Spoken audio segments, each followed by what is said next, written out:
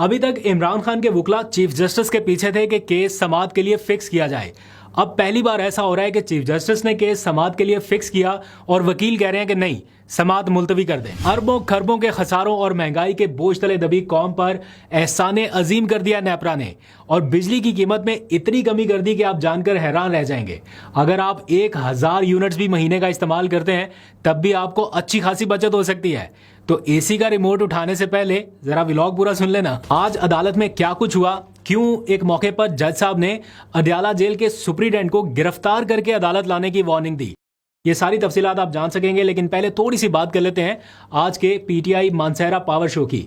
ये अहम इसलिए भी है क्योंकि इसमें कुछ इंपॉर्टेंट बातें की गई हैं, कुछ हिंट्स दिए गए हैं।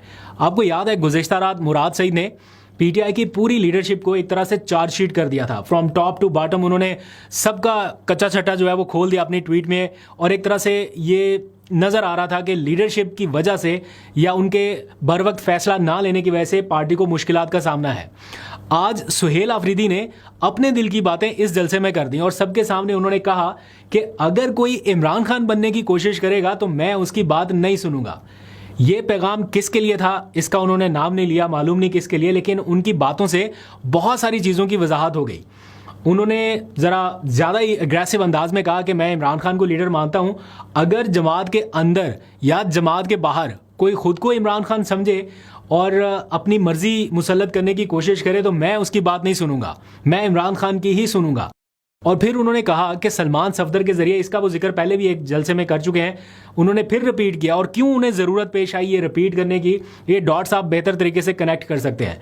उन्होंने एक बार फिर वजाहत दी कि मैंने सलमान सफदर के जरिए इमरान खान साहब को पैगाम भेजा कि या मैं इस्लामाबाद मार्च कर सकता हूं, उसके लिए तैयार हैं, या हम मुल्क बंद कर सकते हैं, उसके लिए जो भी एहतजाजी तरीकाकार अपनाना है उसकी तैयारी कर सकते हैं। तो आप इन दोनों में से कोई एक ऑप्शन बता दीजिए कि हमें फौरी तौर पर क्या करना है। तो वो कह रहे हैं कि मैंने इमरान खान से इजाज़त मांगी तो उन्होंने कहा कि महमूद अचकज़ई और अलामा राजा नासिर अब्बास से मुशावरत की जाए। मैंने सलमान सफदर के जरिए अपने लीडर, अपने कायद जनाब इमरान खान साहब को ये पैगाम भेजा था कि मैं भी तैयार हूं, आपकी कौम भी तैयार है, बताए इस्लामाबाद जाए या जो है पूरा पाकिस्तान बंद करे, आप हुक्म दे, मैं तामील करूंगा आपके हुक्म की। मेरे पाकिस्तानियों, मैंने अपने लीडर को यह पैगाम भेजा था। मेरे लीडर का पैगाम था कि अचकज़ई साहब और अलामा साहब से मशवरा करें। मेरा लीडर इमरान खान है, मैं उसकी हिदायत पर अमल करूंगा। अगर हर बंदा इमरान खान बनने की कोशिश करेगा तो मेरा लीडर एक है और वो इमरान खान है, मैं दूसरे इमरान खान को नहीं मानता। और फिर उन्होंने कहा कि मैं एक बार फिर सारी लीडरशिप को कहता हूं कि सारे एक जगह बैठें और फैसला करें। अगर डी चौक जाने का फैसला करते हैं तो मैं लीड करने के लिए तैयार हूं, मैं लीड करूंगा, फिर चाहे मुझे सियासी नुकसान हो जाए या हुकूमत चली जाए, मैं डी चौक पहुंच कर दिखाऊंगा। मैं आज भी कहता हूं कि तमाम लीडरशिप बैठे, एक फैसला करे, क्योंकि मैं कोशिश कर रहा हूं सबको बिठाने की। मैं आज भी कहता हूं कि बैठे, फैसला करे, डी चौक जाना है, फैसला करे, घरों में बैठ जाए, फिर मैं लीड करूंगा, मैं अपनी कौम को लीड करूंगा, मैं आपको डी चौक पहुंच कर दिखाऊंगा। ये जो आज उन्होंने बातें कही हैं, जारी बात है एक प्रेशर तो बिल्ड हो रहा है उनके ऊपर, और कुछ लोग कंपेयर भी करते हैं कि अली अमीन गंडापुर इस तरह से एग्रेसिव थे, यहाँ पर तो सिचुएशन उनसे कुछ ज़्यादा अच्छी नहीं है, तो कंपैरिजन भी होने लगता है। तो सुहेल आफरीदी ने इस बारे में कुछ क्लैरिफिकेशन कर दी कि मैं दोनों ऑप्शंस के लिए तैयार था, लेकिन चूंकि इमरान खान का अभी ग्रीन सिग्नल नहीं मिला और जिनकी तरफ उन्होंने भेजा उन्होंने भी कुछ नहीं कहा अभी तक, तो इसलिए हम इंतज़ार कर रहे हैं। तो कोई अगर बाहर से उन्हें कोई ये कह रहा है कि आप नहीं कुछ कर पा रहे या आप नहीं कर रहे, तो वो कह रहे हैं कि कोई बाहर से आगे इमरान खान बनने की कोशिश ना करे। बहरहाल अब सुहेल आफरीदी ने आइंदा हफ्ते मंगल के रोज़ अडयाला जेल आने का ऐलान कर दिया अपनी पूरी सूबाई असम्बली के हमरा, क्योंकि उनकी जो इमरान खान की बहनें हैं वो मुसलसल ये कह रही हैं कि जो भी करना है यहाँ अडयाला जेल के बाहर करें। अगर आपने असम्बली का इजलास करना है इमरान खान क्रिकेट स्टेडियम में, उससे इमरान खान को फ़र्क नहीं पड़ेगा, बल्कि उन्होंने जो इजलास किया था उस पर काफ़ी तनकीद हुई। तो अभी आज, बल्कि आज के रोज़ कोई कलम छोड़ हड़ताल भी थी, उससे क्या इम्पैक्ट पड़ा मुझे मालूम नहीं है कि कोई फ़र्क पड़ा नहीं पड़ा, मैंने तो कोई खबर भी उस हवाले से नहीं सुनी।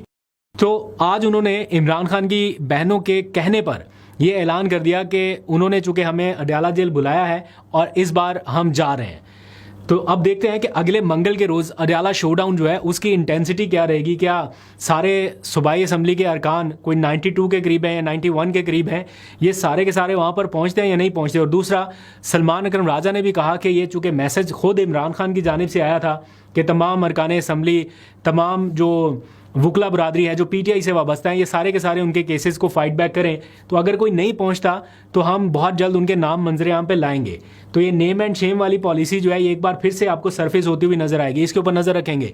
फिलहाल आगे बढ़ते हैं, इमरान खान के हाई स्टेक लीगल शोडाउन की बात करते हैं। आपको पता है उनका 190 मिलियन पाउंड केस जो है वो अब एक ऐसी स्टेज पर चला गया है जहां पर अगर वो आईनी अदालत की तरफ चला जाता है, कुछ समातों के बाद अगर इस्लामाबाद हाई कोर्ट उनकी अपीलें मुस्तरद कर देती है, डेफिनेटली वो केस आईनी अदालत की जानिब चला जाएगा।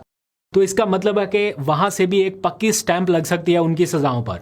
तो अगर वहां से स्टैंप लग गई तो मतलब ये जो 14 साल है, 14 साल की सजा है वो 14 साल ही है। फिर आगे का तो कोई ऑप्शन नहीं है कि आईनी अदालत के खिलाफ आप अपील किधर करेंगे, क्या सुप्रीम कोर्ट कर सकते हैं? नहीं कर सकेंगे। तो इसलिए अब इमरान खान के वकला जो हैं वो इस टाइम अपनी पूरी जान मार रहे हैं या हाथ पांव मार रहे हैं कि हम इसी स्टेज से इस केस को वापस रिवर्स कराएं, जमानत के मामले की तरफ जाया जाए। यानी हम ये कहें कि जमानत तक ही महदूद रहे ये मामला, अपील की तरफ ना जाए।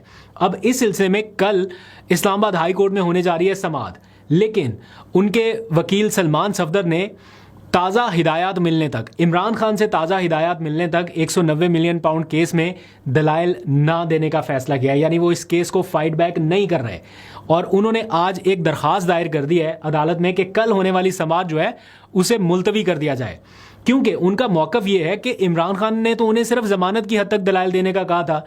आप मरकजी अपील लगा रहे हैं, तो मेरे क्लाइंट ने तो मुझे कहा ही नहीं है मरकजी अपील तक, तो मैं अपने तौर पे तो नहीं सुन सकता या दलाइल दे सकता। तो इसलिए अगर जो भी डिसीजन करना है, आगे बढ़ना है, मरकजी अपीलें सुननी है, तो इमरान खान और बुशरा बीबी इन दोनों की जानिब से मुझे डायरेक्शंस चाहिए, तो उनसे मुलाकात का एहतमाम कीजिए। अब आज जो दरख्वास्त दायर की गई है इसमें उन्होंने कहा है एक तो कल की समाअत मुलतवी कर दें, दूसरा मुझे इमरान खान से मुलाकात करने दें, इसके लिए हुक्म दिया जाए अडयाला जेल की अथॉरिटीज़ को या हुकाम को या सुप्रीडेंट को कि मेरी इमरान खान से मुलाकात कराई जाए। अब गुज़िश्ता 16 महीनों में या जो 13 समातें हुई हैं अब तक, उनमें ये पहला मौका है कि जब इमरान खान के वकला ये कह रहे हैं कि इस केस को मुलतवी कर दिया जाए, क्योंकि अभी तक तो वो पूरा प्रेशर डाल रहे थे, सारे अरकान पहुंच रहे थे कि जनाब केस सुने, चूंकि वो जमानत का मामला था और वो कह रहे थे कि केस सुने। सारे चीफ जस्टिस के चैम्बर में पहुंचे हुए थे या उनसे दरख्वास्त कर रहे थे। अभी चीफ जस्टिस जो है वो केस लगाना चाहते हैं और पीटीआई के लोग चाहते हैं कि नहीं, केस ना सुना जाए। बड़ी सिंपल रीज़न है उसकी, क्योंकि सबको पता है कि अब अगर केस सुना जाएगा तो वो जमानत का नहीं होगा, मरकजी अपील का होगा। और चीफ जस्टिस जैसे कह चुके हैं कि हम 10-12 समातों में इसको कंक्लूड कर देंगे। दैट मीन्स कि 10-12 समातों का मतलब ये है कि मैक्सिमम 1 महीना, 1.5 महीना, 2 महीनों के अंदर अंदर केस आईनी अदालत और फिर वहाँ से पक्की स्टैंप, तो ये हो सकता है। इसके लिए वो सलमान सफदर साहब कह रहे हैं कि नहीं, मैं तो अपने तौर पे दलाइल नहीं दे सकता, इमरान खान कहेंगे तो दलाइल दूंगा। दैट मीन्स कि इस केस को ब्रेक लगने का एक इम्कान पैदा हो गया और अल्टीमेटली उसका जो नुकसान है वो इमरान खान को होगा कि केस एक ऐसी सिचुएशन में चला जाएगा, थोड़ा लंबा हो जाएगा। इमरान खान से मुलाकातों की इजाज़त नहीं मिल रही, सलमान सफदर मुलाकात की दरख्वास्त करेंगे और ये इसी के इर्द गिर्द घूमता रहेगा। खैर आगे बढ़ते हैं, एक और दिलचस्प सूरत हाल के बारे में आपको बताता हूँ। आज इस्लामाबाद हाई कोर्ट में एक केस की समाअत के दौरान सुप्रीडेंट अडयाला जेल की अदम हाजिरी पर अदालत ने आइंदा उन्हें गिरफ्तार करके पेश करने का इंदिया दिया है। ये सिचुएशन क्यों डेवलप हुई? क्योंकि ये मामला है बुशरा बीबी की उनकी बेटियों से मुलाकात के हवाले से, जिस पर अदालत ने 2 रोज़ पहले ये हुक्म दिया था कि आज यानी आज के दिन तक सुप्रीडेंट अडयाला जेल बुशरा बीबी की बेटियों से मिलकर उनकी बात सुनकर फैसला करें कि उनको मुलाकात की इजाज़त दे रहे हैं आप या नहीं दे रहे। अगर दे रहे हैं तब भी, अगर नहीं दे रहे तब भी अपनी रिपोर्ट के हमरा अदालत तशरीफ़ ले आइए। आज के दिन उन्हें ज़ाती हैसियत में, अडयाला जेल के सुप्रीडेंट को ज़ाती हैसियत में अदालत तलब किया गया था। ना कल बुशरा बीबी की बेटियों से उन्होंने मुलाकात की, ना उनसे उनका मौक़िफ़ जाना, क्योंकि वो सुबह 11 बजे से लेकर शाम 5 बजे तक सलमान अकरम राजा के हमरा वहीं पे मौजूद रहीं अडयाला जेल के बाहर, लेकिन उनसे अडयाला जेल के सुप्रीडेंट भी नहीं मिले और ना ही आज वो ज़ाती हैसियत में अदालत पहुंचे। एक वक्त होता था जब अदालत खाली नोटिस जारी करती थी ना तो ब्यूरोक्रेसी की अफसरान के हाथ पांव फूलते थे कि अदालत ने तलब कर लिया, कहीं तौहीन अदालत ना हो जाए, तो फ़ौरन तामील होती थी और फ़ौरन पहुंचते थे। आज अदालत ने बुला रखा था, ऑर्डर किया हुआ था, लेकिन अडयाला जेल के सुप्रीडेंट नहीं पहुंचे। फिर जब आज केस की समाअत हुई तो अदालत को ये इन्फॉर्म किया गया कि अडयाला जेल के सुप्रीडेंट की बुशरा बीबी की बेटियों से कहीं फ़ोन पर बातचीत हो गई थी और ये मामला उन्होंने डिस्कस कर लिया। तो जो सलमान अकरम राजा थे उन्होंने कहा कि ये बात तो बिल्कुल झूठ है, ये गलत है, मैं खुद बुशरा बीबी की बेटियों के हमरा कल 11 बजे से 8 बजे तक शाम अडयाला के बाहर मौजूद रहा और किसी ने कोई बात नहीं की। तो ये तो गलत बयानी कर रहे हैं अदालत से। और आपको पता है अदालत में गलत बयानी करने के नताइज क्या होते थे, क्या हो सकता था। अब तो खैर सूरत हाल ही अलग है। तो ये सारी सिचुएशन आज डेवलप हुई।